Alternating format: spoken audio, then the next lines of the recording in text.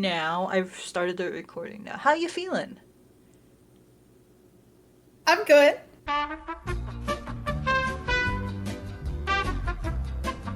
Okay, so we've officially finished Arlong Park, and Yay. we're now in Logue Town, right? This is like the last pit stop before the Grand Line. How did you feel about Definitely. this? Okay.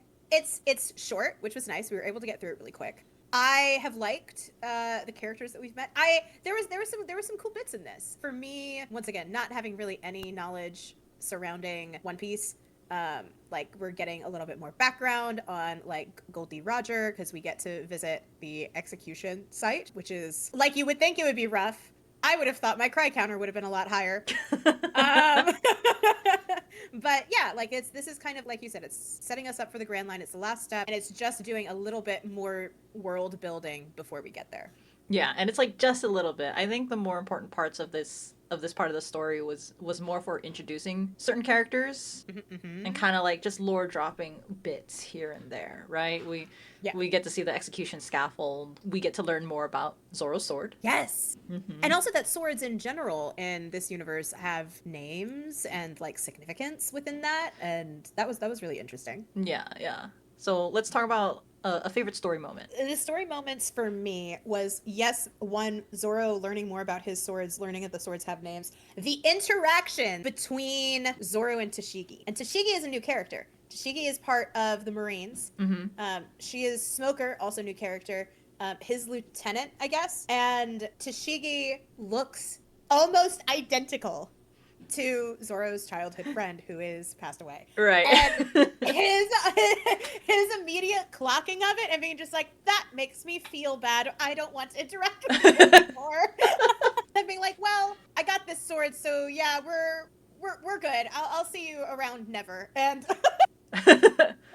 and trying to just get out of that. That was a pretty funny and interesting interaction. I didn't expect us to see a carbon copy of his childhood friend fucking arrive and also want to be a swords master and also have the challenge of wanting to be the greatest swordsman and being a woman, and her thinking that that's one of the reasons that Zoro doesn't want to talk to her. It was a very interesting moment that I had not anticipated in Right. any shape or It's form. like weird for him because he's like, you look like my friend who's dead, and why do you look like that, and why are you like so much like her? And she's just like, oh, you don't want to talk to me because I'm a woman. And she's like, you don't want to respect me because I'm a woman. He's like, for him, it's just like this is just weird. I'm weirded out, and I don't want to I'm be here weirded right out. now. Yeah, like it's a little bit of a. I mean, like this is a triggering thing. I think we could say that. Yeah, I Like think so. that your dead childhood best friend just suddenly appeared in front of you as a fully fledged adult. Like, yeah, that would throw me for a loop too, Zoro. And the only difference is like she has glasses. Right. It's not a Clark Kent situation. It's not Right. Clark Kent and Superman. You can't do that to me. But yeah, you're right. Um. We get the information about the swords a little bit, right? We get that Mhm, information that Zoro's sword that he got from Kuina is not a normal sword. It's one of a set of not a set, I guess part of a series of like mhm. really important swords. The Wado Ichimonji is the name of the sword that we learn here. Thank you so much for remembering the name. Yeah. And that's, I'm curious as to why did that sword exist in that area? Like Mhm. why did she have it? What was what's the background story with all of that? Right. And at this point, I think the only thing we know about it is that it's been in her family because her dad had it when she passed. Zoro asked for it Right. to carry And on her of dream. course, yeah, and of course dad agreed. Solid dad. Solid dad. What did you think about Uh Zoro almost getting his arm cut off when he was testing the Kitetsu 3? Listen, there's a reason that he is my favorite character, and it's just because he's a dumb boy. Like, all right, yeah, you say this shit's haunted? Bet. Let me just Let throw me the just try sword in it. the air. All right, and see what happens. Don't worry, it's just my main arm for using swords, but I am a three sword technique, so it'll be fine. Yeah, no, ballsy as hell. I'm briefly worried, but like I've seen a few later Zoro animations. I know he has both arms, so that was my only saving grace on that one for that moment. You also mentioned that we did meet a few new characters in this story. Did you have a favorite? It's Smoker. It's I'm gonna be such a bad lesbian with the amount of male characters that I name as my no, favorites. me But too, actually. There's so many characters that I'm just like, I love all these characters, but the majority of them are men in this. Like, I promise I'm gay. Am I Please believe me. am I a bad lesbian? You're not a bad lesbian. Fuck you. I'm I gonna said, answer don't, that. don't answer I that. know.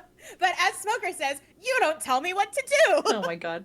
Smoker, when we first meet him, he's very intimidating. There's a fight scene where we kind of go, Luffy can't touch him. He's Smoker. He is smoke. Like, what is this silly rubber man gonna do against literal clouds? Yeah, he's like, damn, my only power was punching. Now what? Yeah, so like it's a bit intimidating. I think this is probably the most direct marine threat that we've seen so far, and that's also because Luffy now has a bounty on his head of 30 million berries. Berries.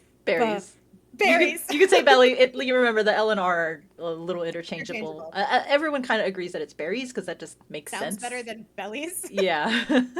Yeah. So 30 million berries. You tried to say bellies. I did. But yeah, so like this is the first, I think, direct military threat that we have seen go after Luffy in acknowledgement of that bounty. Mm-hmm. So I was a little nervous about how that was going to go. And then at the end of this arc, yeah, Smoker being like, hey, yeah, I know the higher up said not to chase him, but you don't tell me what to do. Bye. Like, and then, you know, is like, I'm going to chase Luffy. And I was like, all right. You said fuck the powers that be. You're kind of gonna be one of my favorite characters. What then did you think of, like, we got to see Alvida again, Buggy's Right. back. Buggy's back, and yeah, Alvida transformation. The smooth fruit, the slip fruit. Like, Yeah. hello. Took me a moment even to really identify that was Alvida.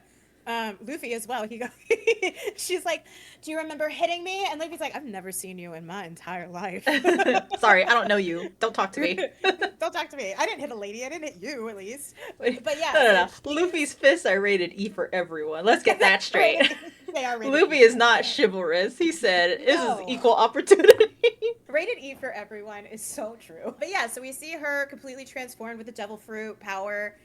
Which she, you know, it just everything slides off her, which is odd. But also in conjunction with that, she's partnered up with Buggy, and then we also see, I'm so sorry, Buggy Chop car.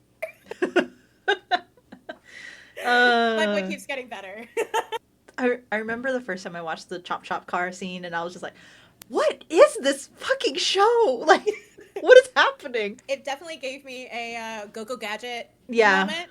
Yeah, I could see that. You know, I like seeing reoccurring villains, and there's a real threat that they pose. You know, right? We say that Luffy has seen the execution stand, and Buggy almost, like, is really fucking close to at that same stand that Goldie Roger was executed at. There's a point with that as well where Smoker has this, like, there's a reaction because Luffy laughs and is very lighthearted about the fact that he's about to fucking get got. Laughs at his execution just like Goldie Roger did.